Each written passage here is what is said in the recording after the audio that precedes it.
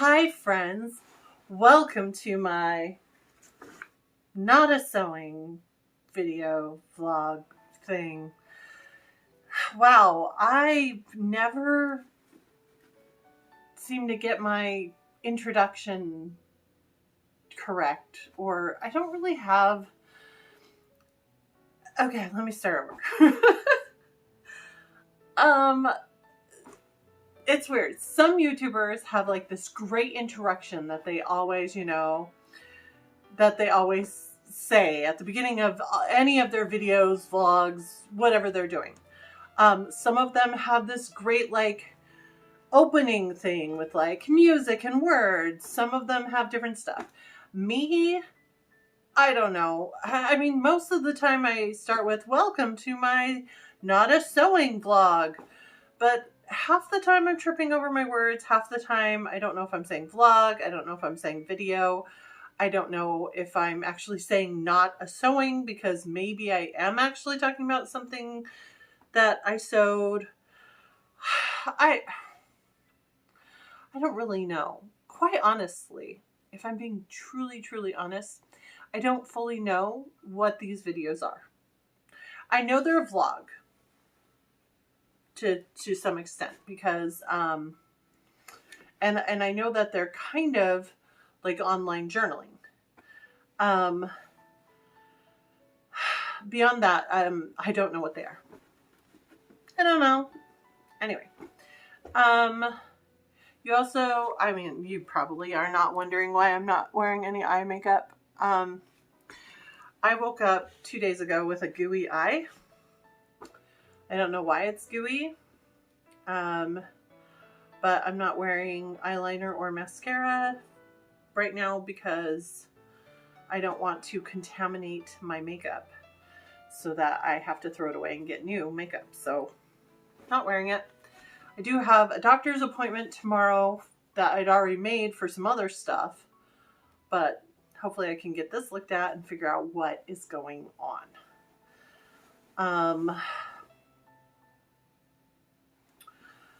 This is so random. Oh, hey, so last week I had posted my video, and here's what happens. I post my videos, I upload them, download them, whatever it is, into YouTube.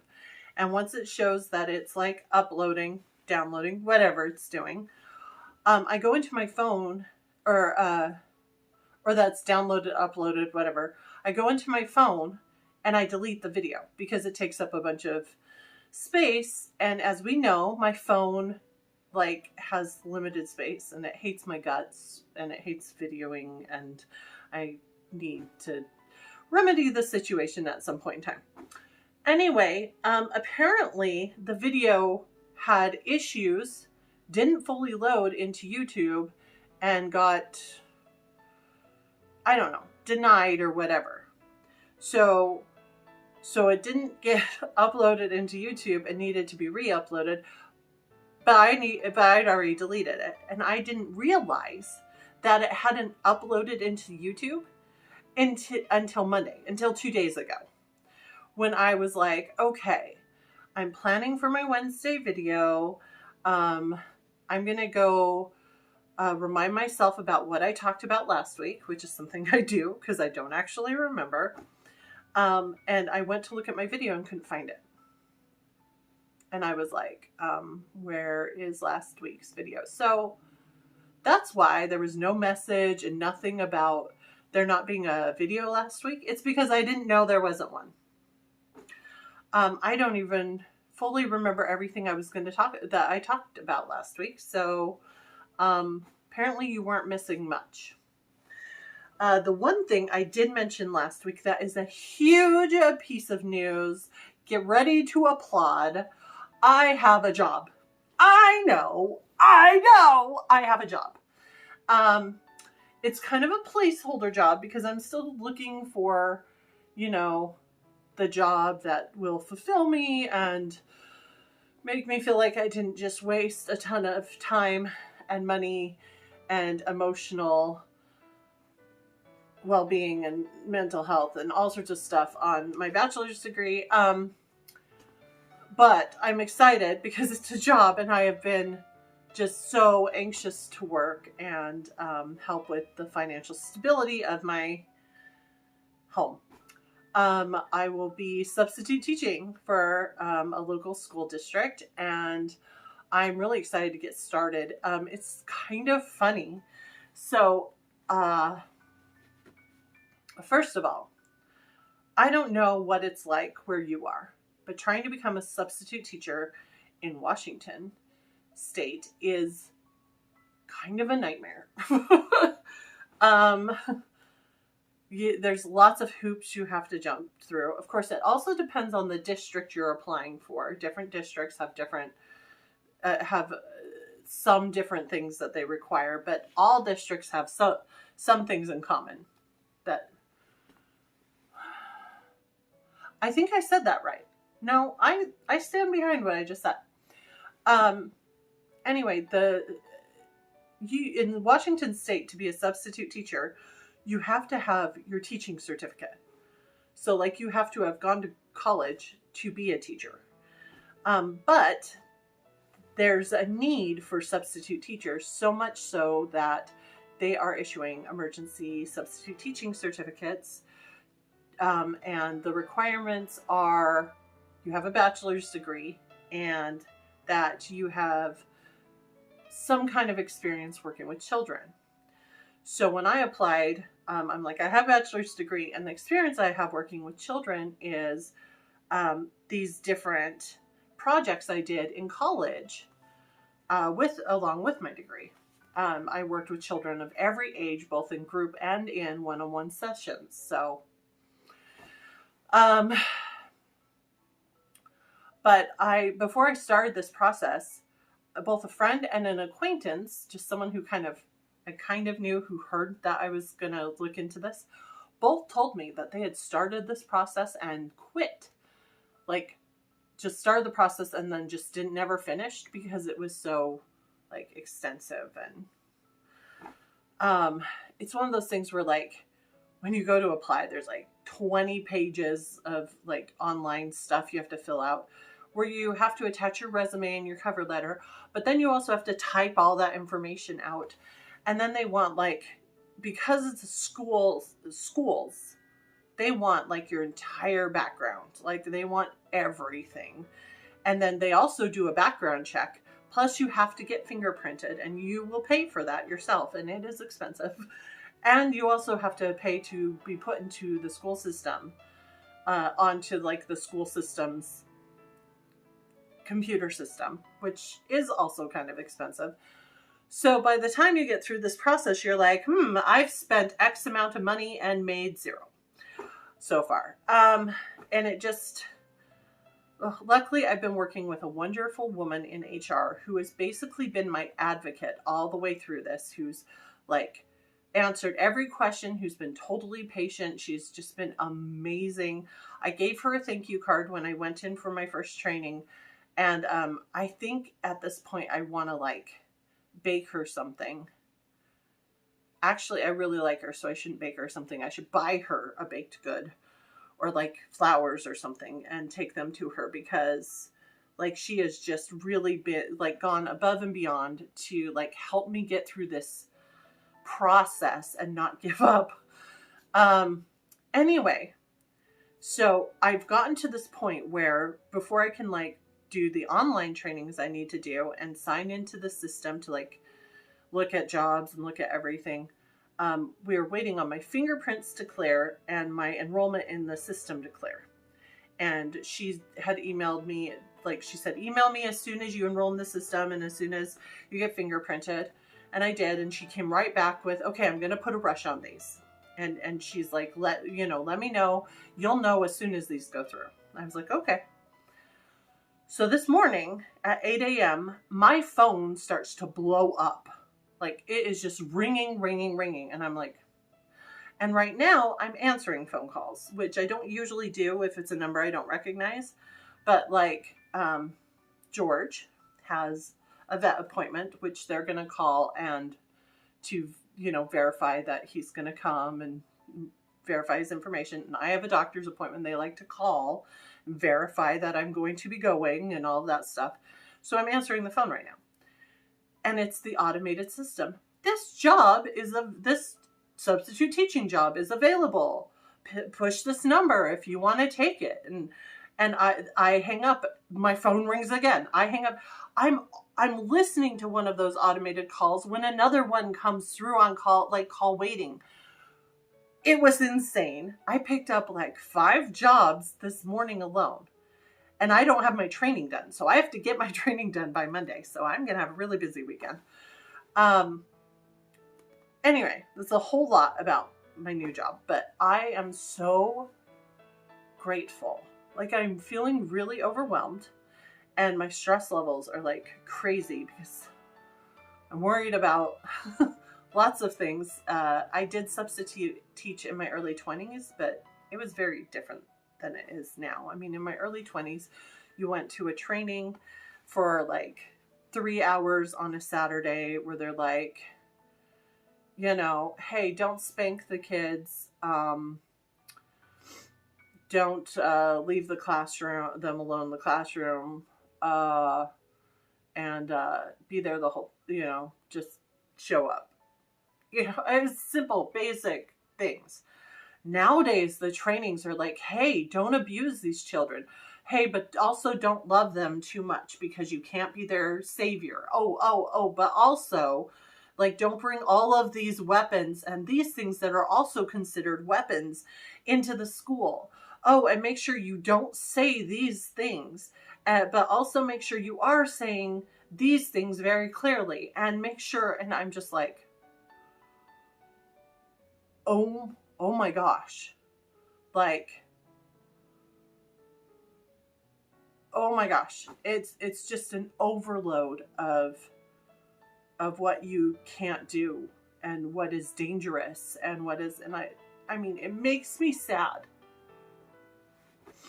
It makes me sad that this is the way schools are today.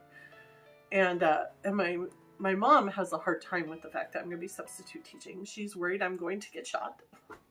I'm worried I'm going to get shot. I actually looked at Bulletproof Vests the other day just to see. I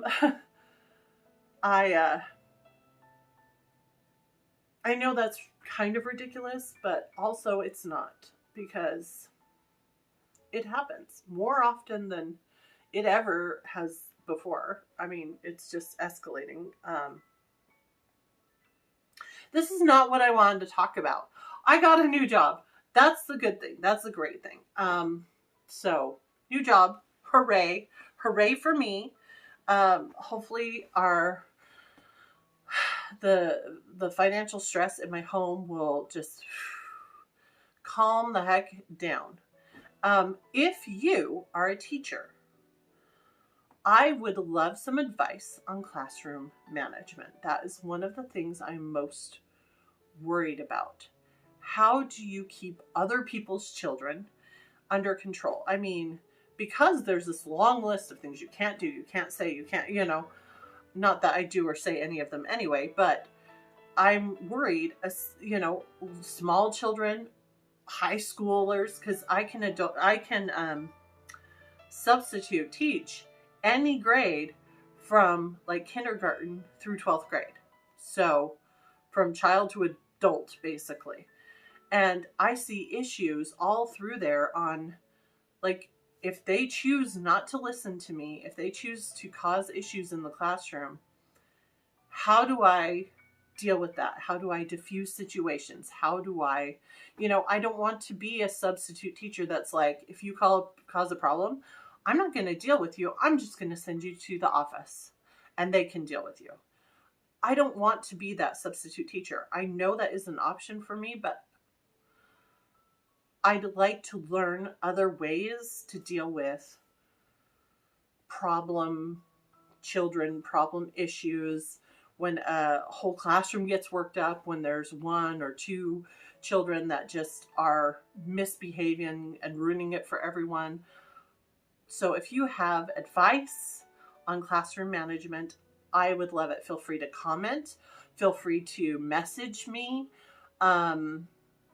Also, if you have um, any advice on, a friend of mine linked me to a YouTube video that she believes will be really helpful about classroom management. If you know any websites, YouTube videos, anything like that, any information, I would be super grateful, because I think I'm going to need it. I am a gentle person, and I am very known for letting people walk all over me, and I cannot allow children to walk all over me.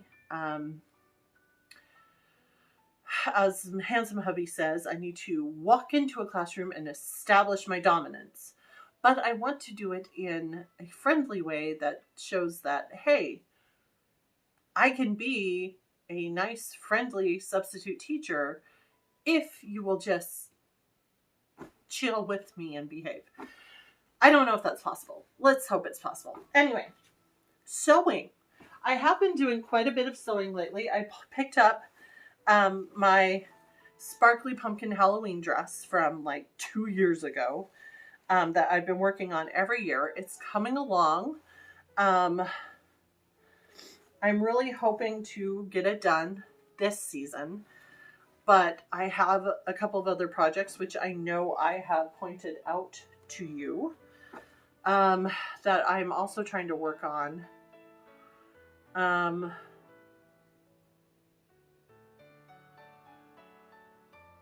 don't know. I was talking to my friend, Lady Rebecca Fashions, who's making an amazing 1830s or cotton orange fabric with this little dot kind of, well, I don't know if it's a dot, but it's like a little white print on it, repeated print, that she had made the dress for one of her 18-inch American Girl dolls, and she is recreating it for herself, because this is this beautiful, beautiful dress, a beautiful fabric. And it comes with a pelerine, which is the kind of cape-like cover, and then she's going to make the cute hat.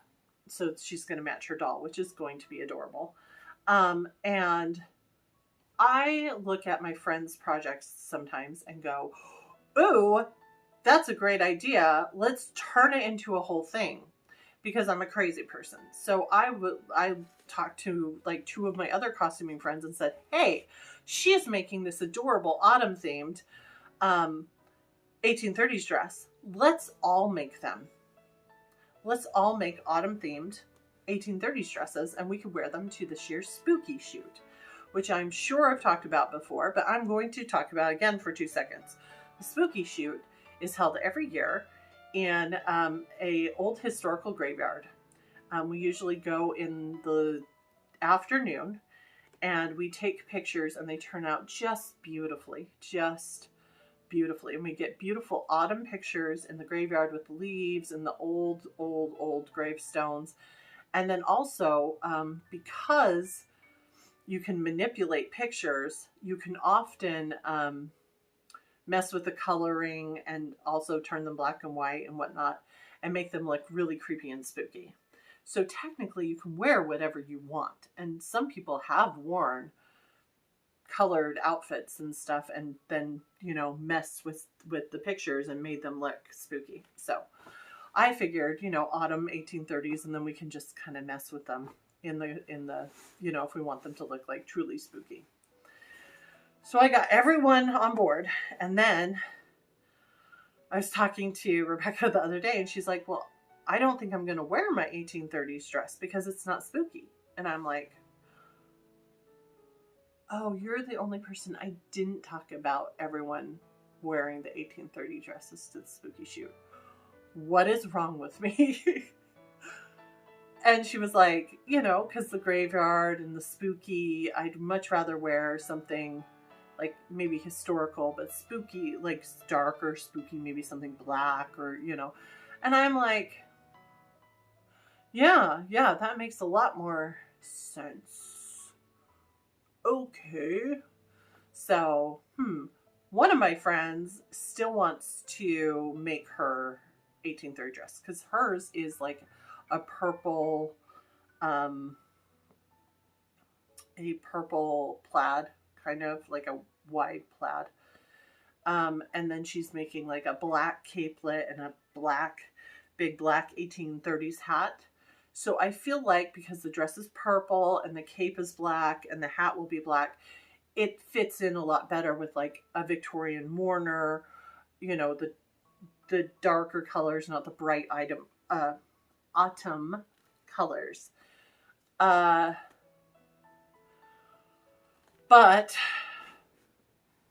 now I got to pick something else. I know, I can hear you. Emily, you can make your cute autumn 1830s dress anyway. I know that, but I don't know that I have enough time. I mean, I'm not going to I have like 5 autumn projects, and it's like halfway through the second to last weekend or week in September. So like my time is extremely limited, and I'm going to start working, which means I'm not going to have days to sew anymore. I'm just going to have evenings and weekends. And yeah. So I need to trim down what I'm going to make for October, obviously. The one thing I need to remember though is that, sorry, a hat fell on my foot. The one thing I need to remember is that autumn technically goes through November. I know a lot of people are like, November's also winter, Christmas, Newell, all the winter related holidays / religious / whatever you want to call them stuff. You know, some people start early in November, but technically, at least for me, I feel like until Thanksgiving has passed, November is still autumn.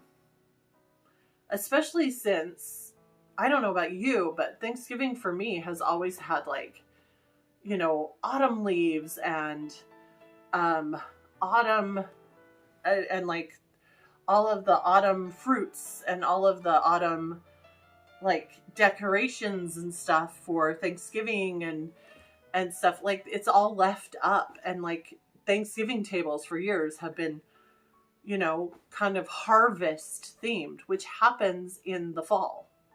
So to me, it's still through there, which means that I could still make stuff and, you know, do stuff in November. Granted, the really pretty, colorful leaves are going to happen probably mid-October.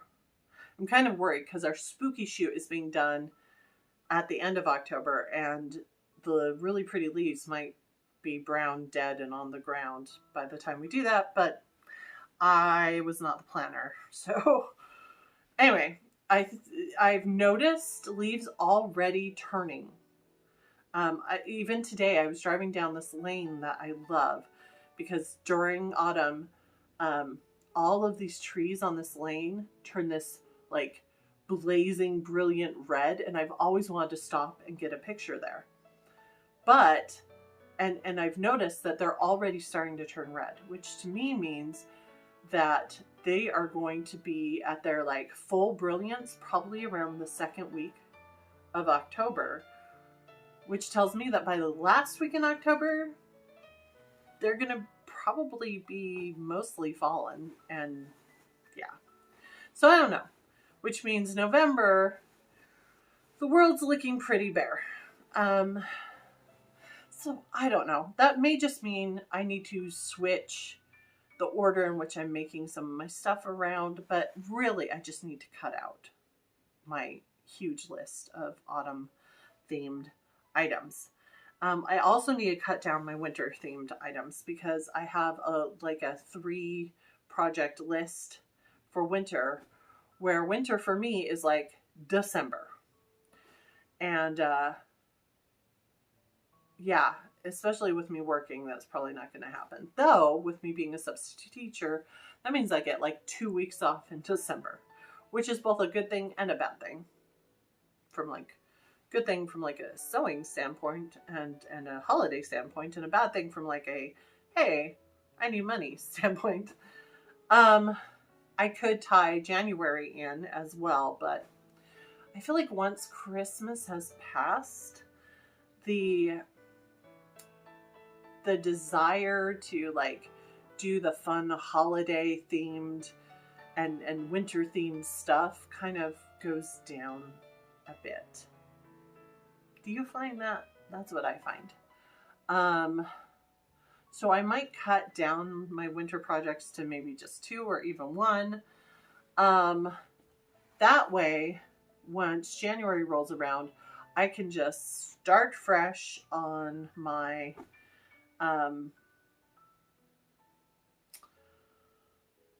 Victorian Festival clothes for April. Yeah,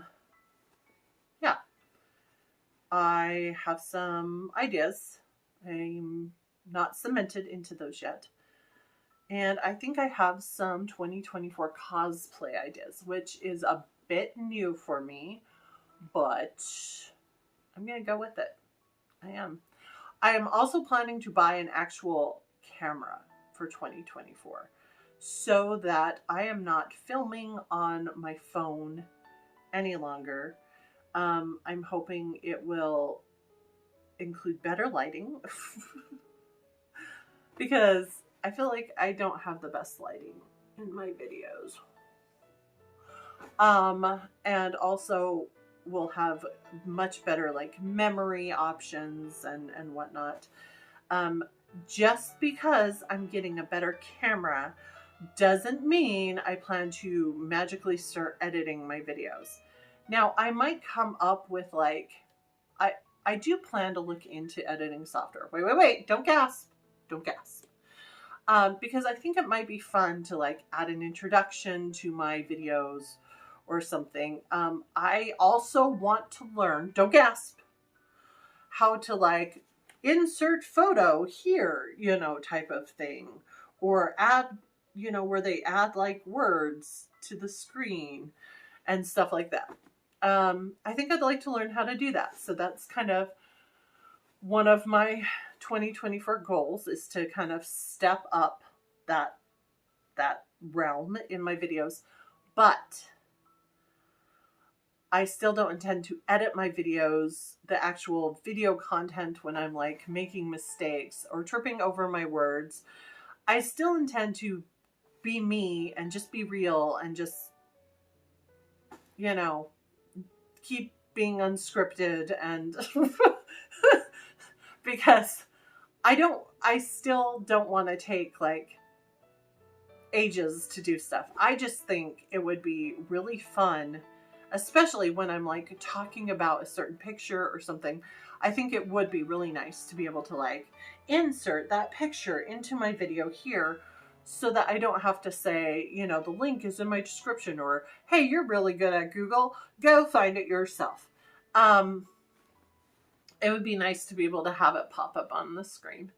I cannot guarantee that every single time I have something pop up in the screen, I'm not like, ooh, magic, I'm magic, or something equally as annoying, because it will feel very magical and cool and techy for me. So magic and technology are basically the same thing for me. The Handsome Hubby actually did this really great quote the other night about, like, a famous person said that magic and technology are the same thing. I will ask him to requote it and tell me who it was, and I will insert it into the description. If I post this before he gets home from work, just check back, because I promise I will update the description with that quote and who said it. Anything else? I think I'm done for right now. I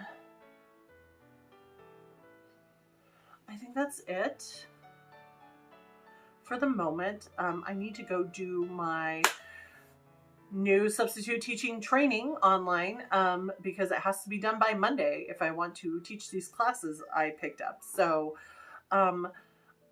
I hope you're as excited for me as I am. And as always, I want to hear about your projects. I want to hear from you. I'd love, uh, I'd love help and thoughts and information and advice on classroom management. And I appreciate you. Thank you, friend followers, for being friend followers. You make my life better. And I really need it. Bye. Bye.